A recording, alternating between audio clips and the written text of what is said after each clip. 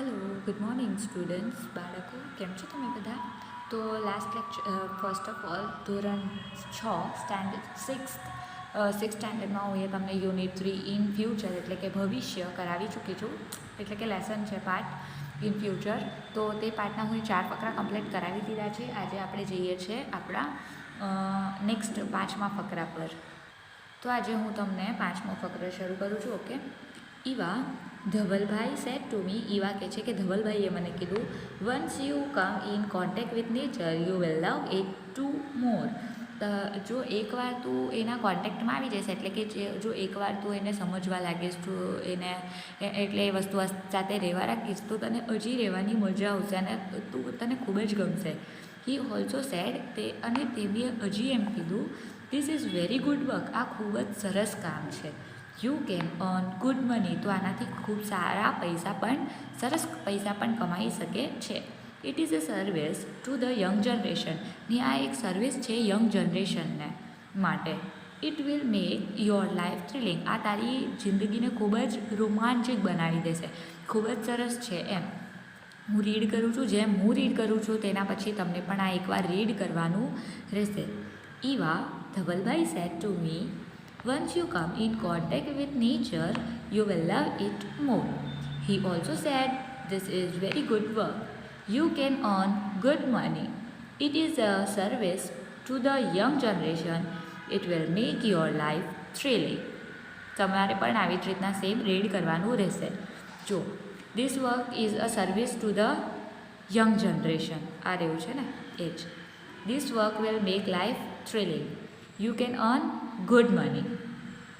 હવે છઠ્ઠો ફકરો કરીએ છીએ. ઈવા કે the name of my organisation, એટલે કે મારી સંસ્થાનું નામ રાખીશ, will be together with nature. એટલે કે શું રાખશે? ટુગેધર વિથ નેચરના જોડે રહીએ. We my friends and I, અમે લોકો એટલે કે મારા મિત્રો અને હું, will organise trips to different parts of Gujarat. અમે લોકો અલગ અલગ જગ્યાના ગુજરાતના અલગ અલગ ભાગોમાં અમે લોકો આ વસ્તુ ઓર્ગેનાઇઝ કરશું, એટલે કે ટ્રીપને ચલાવશું. લાઈક જેમ કે રતનમાલ, જાંબુઘોડા એન્ડ દ્વારકા, આવા બધી જગ્યા પણ રાખશું.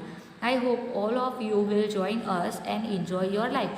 ને એવી ઈચ્છા છે કે તમે બધા અમારી જોડે આવશો અને તમે લોકો ખૂબ જ એન્જોય કરશો તમારી લાઈફમાં. હવે આગળ, what will Eva and her friends do, what will the name of the organisation. અહીં બાજુ નામ છે. Eva and her friends will organize trips to different parts of Gujarat.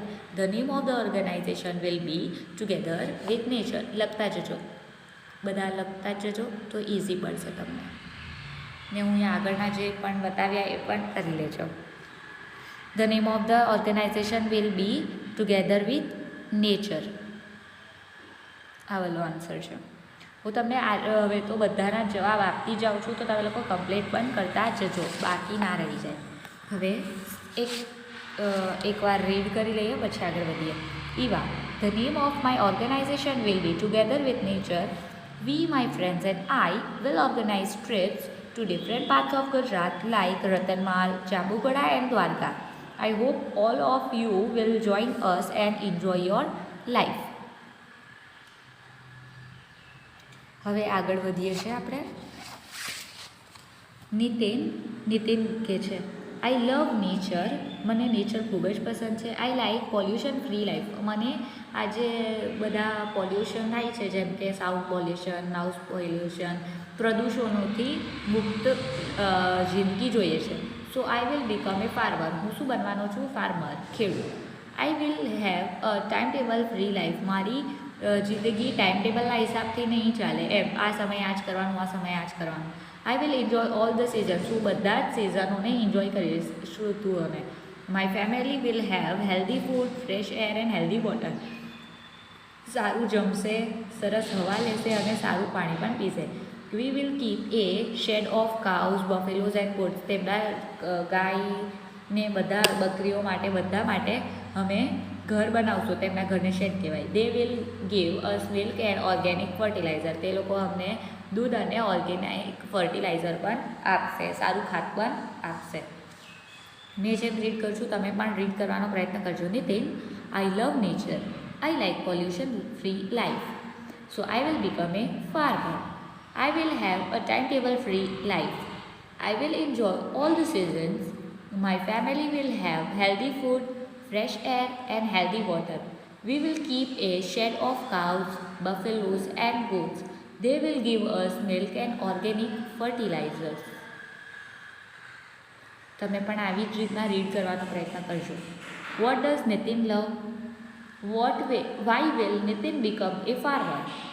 What will Nitin enjoy? What will Nitin's family have?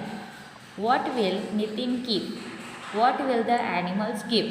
તો હવે આના જવાબો અહીં તમને બતાવું છું. Nitin loves nature. Nitin will become a farmer because he likes pollution-free life. Nitin will enjoy all seasons. આ પહેલાં તમે બધા લખી લો.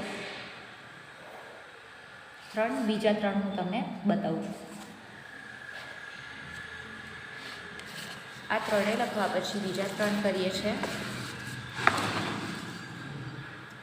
Nitin's family will have healthy food, fresh air and healthy water. Nitin will keep a shed of cows, buffaloes and goats. The animals will give milk and organic fertilizer. એકદમ easy જ છે. આ ત્રણ કરી લીધા હોય તેના પછી પહેલાં ત્રણ તમને કરવાના રહેશે. લખતા જ જજો, રહી ના જાય.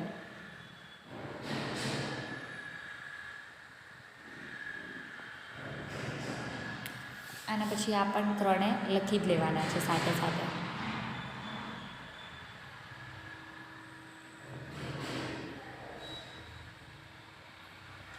આના પછી ત્રણ તમારા પાસે આ છે વિકલ્પ. Nitin loves nature. Nitin likes a pollution-free life. Where do farmers keep cows and buffaloes? Shed. Okay, આ ત્રણ પણ કરવાના. ફર્સ્ટ વાળું નેચર, સેકન્ડ વાળું પોલ્યુશન ફ્રી, થર્ડ વાળું શેડ. ઓકે, ચલો નેક્સ્ટ હવે આગળ વધીએ છીએ 8મા ફકરા પર.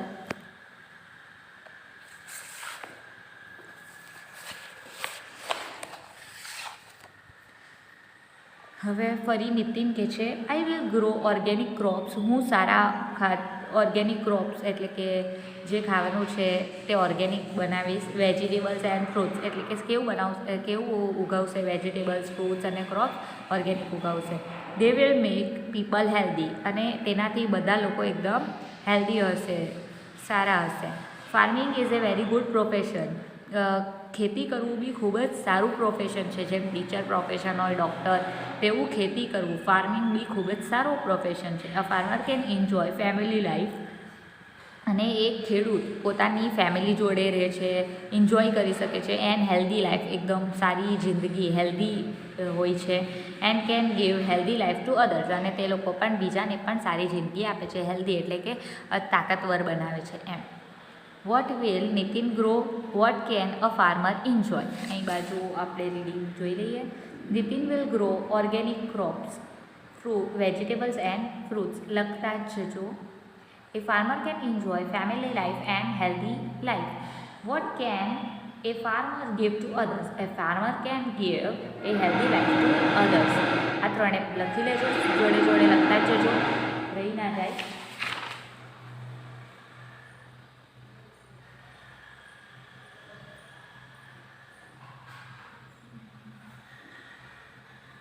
પછી આગળ વધીએ છીએ.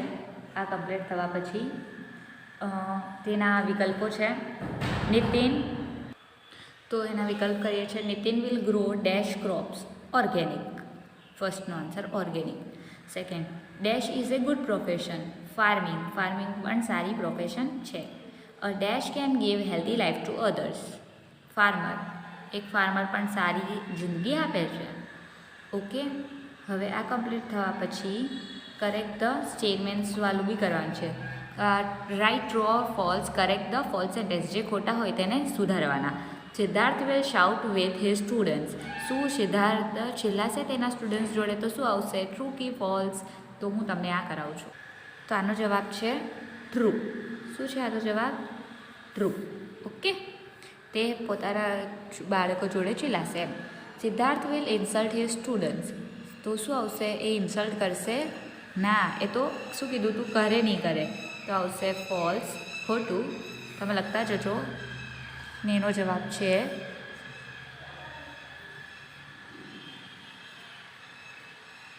સિદ્ધાર્થ will never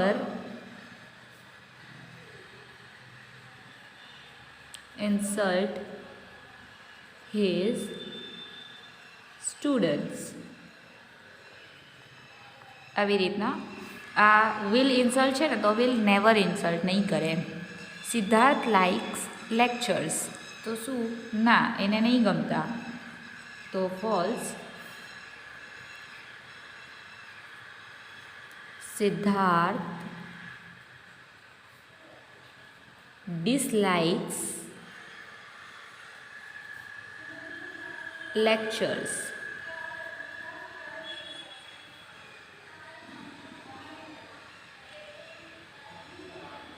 પછી આગળ Siddharth will teach his students through activities, તો શું આવશે? આ true. Siddharth will insist to on pin drop silence in the class, તો શું આવશે? ફોલ્સ. ના, સિદ્ધાર્થ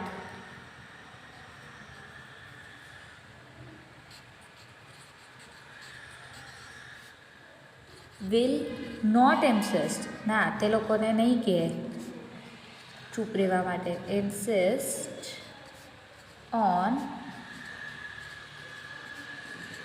pin drop silence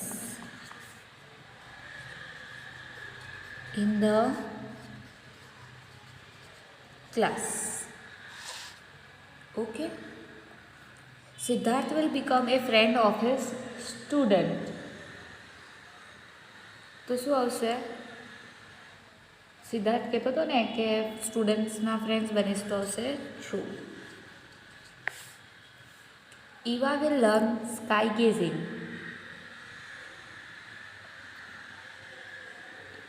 તો શું આવશે? ટ્રુ. ખરું એમ. Eva will not earn good money, તો શું આવશે? ફોલ્સ. ના, Eva will earn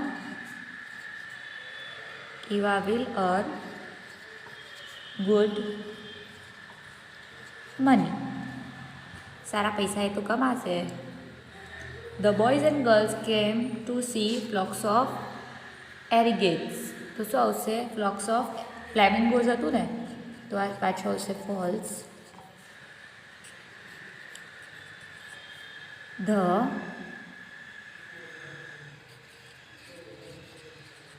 boys and girls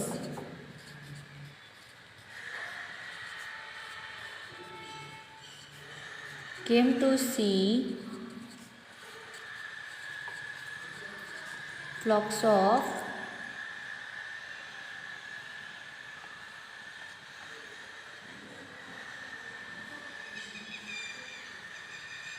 flamingos. Eva will become a trekking organizer, તો true.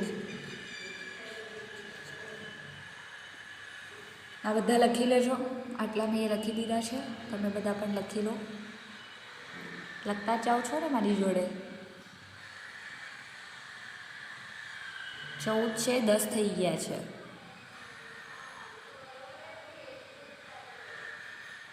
લખતા જ જજો, રહી ના જાય. હવે 11 પર જઈએ છીએ. Nitin will use only chemical fertiliser, તો શું આવશે? શું કે false?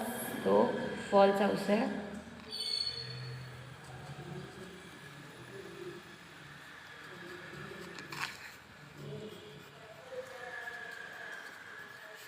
Nitin will use only organic fertilizer. Nitin likes pollution free life. તો શું આવશે? True. Yes. Nitin will not enjoy all the seasons. False. એ કીધું તું ને. Nitin will enjoy